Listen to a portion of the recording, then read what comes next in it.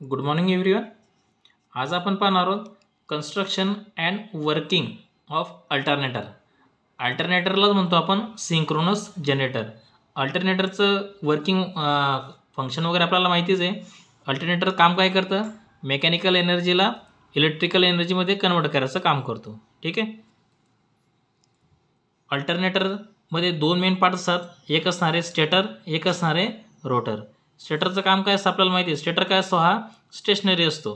आणि रोटर काय असणार? तुमचा रोटेटिंग पार्ट असणार आहे. स्टेटरमध्ये जी वाइंडिंग आपण देतो ती कोणती वाइंडिंग असणार? तुमची आर्मेचरची वाइंडिंग असणार आहे. आणि रोटरमध्ये जी आपण वाइंडिंग वगैरे प्रोव्हाइड करणार आहोत ती कोणती असणार आहे? Field winding. हे बघा, हे सर्वात इम्पॉर्टंट. इथं भरपूर मुलं वगैरे कन्फ्यूज होतात. स्टेटरवरती कोणती वाइंडिंग असते? आपली आर्मेचर वाइंडिंग असते. आणि रोटरवरती कोणती वाइंडिंग असते? आपली फील्ड वाइंडिंग असते. फील्ड वाइंडिंग थ्रूच आपण डीसी सप्लाय वगैरे प्रोव्हाइड करतो. ठीक आहे. आता रोटर, दोन टाईपचे रोटर असतात अल्टरनेटरमध्ये. एक सायलेंट पोल टाईप रोटर असतात आणि एक सिलेंड्रिकल टाईप रोटर असतात. ठीक आहे. ते सायलेंट आणि सिलेंड्रिकल वगैरे काय असतात ते पण तुम्हाला सांगतो मी. ठीक आहे. तर आता याचं कन्स्ट्रक्शन वगैरे बघून घेऊ आपण. कन्स्ट्रक्शन अल्टरनेटरचं तर एकदम सिंपल कन्स्ट्रक्शन आहे, समजून घ्या. इथं स्टेटर आणि रोटर हे दोन मेन पार्ट असणार आहे. हे बघा, हा काय तुमचा हा रोटर असणार आहे. हा दिसतोय, हा रोटर आहे. हा काय तुमचा स्टेटर असणार आहे. ठीक आहे. आता इथं स्टेटरवरती कोणती वाइंडिंग असणार आहे? तुमची आर्मेचर वाइंडिंग असेल. आणि रोटरवरती कोणती वाइंडिंग आहे? तुमची फील्ड वाइंडिंग असणार आहे. फील्ड वाइंडिंग आपण कशापासून बनलेली असते? ही कॉपरपासून बनलेली असते. आलं लक्षात? आता ही जी आउटर शेप आहे याला काय म्हणतो आपण? फ्रेम म्हणतो. फ्रेम कशापासून बनलेली असते? कास्ट आयर्नपासून बनलेली असते.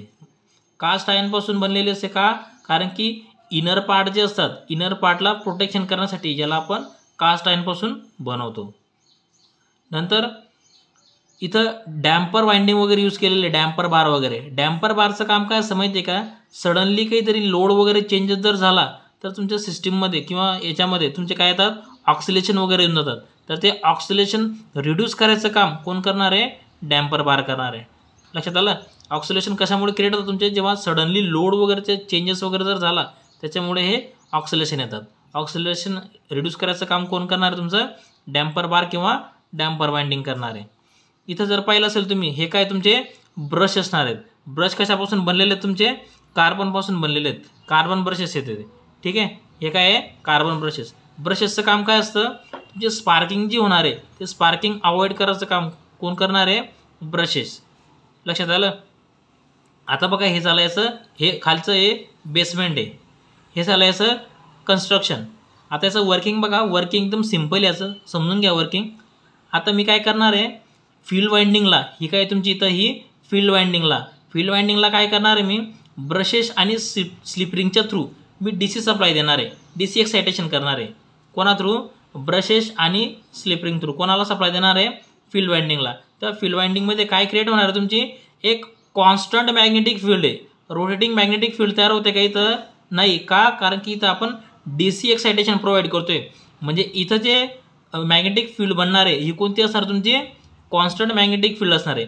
आता ही कॉन्स्टंट मॅग्नेटिक फील्डला मला काय करायचं आहे? रोटेटिंग मॅग्नेटिक फील्डमध्ये कन्वर्ट करायचं आहे. तर काय करायला माहिती आहे की मी आता हा जो रोटर आहे, रोटरचा जो शाफ्ट आहे तो प्राईम मूव्हर. हे बघा, हे दिसते का? हा एक रोटर आहे, हा एक प्राईम मूव्हर आहे. रोटरचा शाफ्ट आणि प्राईम मूव्हरचा शाफ्ट मी तर काय करून दिलेला आहे? कपल्ड करून दिलेला आहे. बरोबर? इथं काय करून दिलं आहे? कपल्ड करून दिलेलं आहे. आणि प्राईम मूव्हरला काय करेल मी आता? प्राईम मूव्हरचा जो शाफ्ट असणार आहे त्याला एक्सटर्नली स्टीम टर्बाईन थ्रू गेला काय करणार आहे? फिरवणार आहे. जर हे दोघं कसे आहेत? कपल्ड केलेले आहेत. जर प्राईम मूव्हरचा हा जर शाफ्ट जर फिरेल तर काय होईल? तुमचा रोटरचा शाफ्टसुद्धा फिरणार आहे.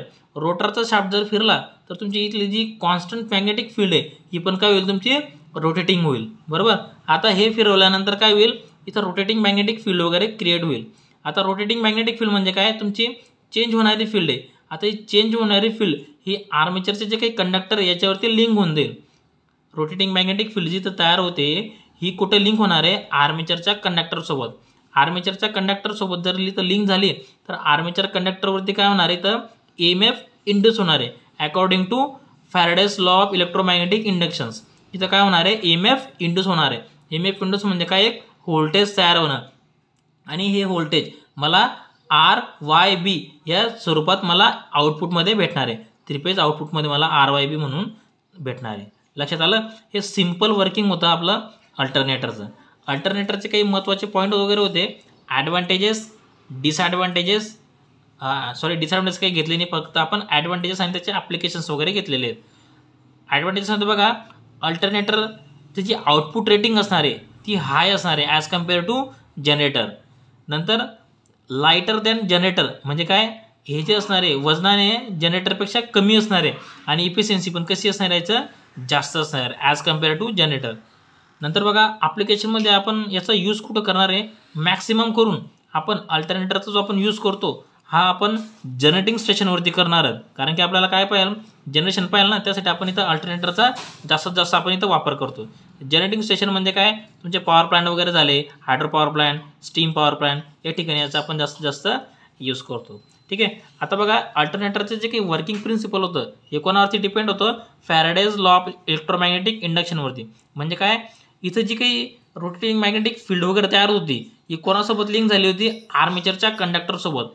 फॅराडेज लॉ काय म्हणतो माहिती आहे का, जेव्हा एखादी चेंज होणारी मॅग्नेटिक फील्ड जी असणार आहे ती जेव्हा एखाद्या स्टेशनरी कंडक्टरवरती जरी लिंक जर झाली, ठीक आहे, तर तिथं काय होणार आहे, EMF इंड्यूस होणार आहे. म्हणजे काय, व्होल्टेज तयार होणार आहे. आणि तेच व्होल्टेज आपण काय करतो, आपण इथं आउटपुटच्या सहाय्याने आपण इथं बाहेर घेणार आहोत.